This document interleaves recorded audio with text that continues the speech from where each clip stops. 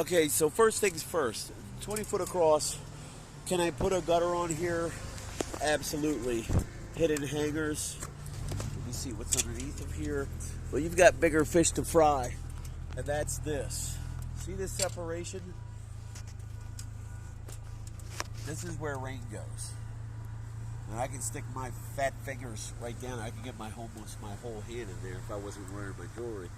But the flashing separated all the way across. See that line? Split. So what we would do, obviously, is look at that. Oof. And that's what's happening. It's pulling away from there because as long as the water's allowed to get in behind there, it's going to do the same thing. So the suggestion is, on a weekend, get in here, snap a line, cut a riglet, which is a groove in the stucco, run the rubber out, run the rubber up on a vertical, put the gutter in, run the rubber into the gutter on a slope, and then run a band of rubber up onto the stucco. However, I wanted to point something else out.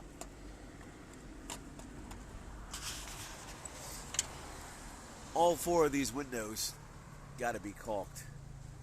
This capping is purely cosmetic and it's doing absolutely nothing. Beyond that, you have the stucco that's doing this everywhere. Stucco is not waterproof. Cement is never waterproof unless it's a high PSI like a Home Depot floor. This is porous, it's just soaking up water. I'd also recommend painting this, but not painting it, spreading it, like sealing it super, super thick. So you've got, I don't know, 400 square foot, maybe 500 square foot of painting here.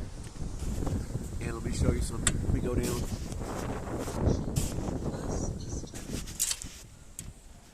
Put your fingers. I'm gonna go across the street. All right, you can put this away. I have to show that cornice. Yeah, you can put it away entirely.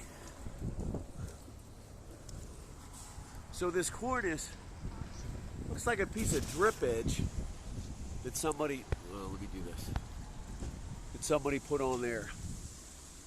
What I would strongly recommend, I'm almost begging you, is cover that wood up with coil stock sheet metal.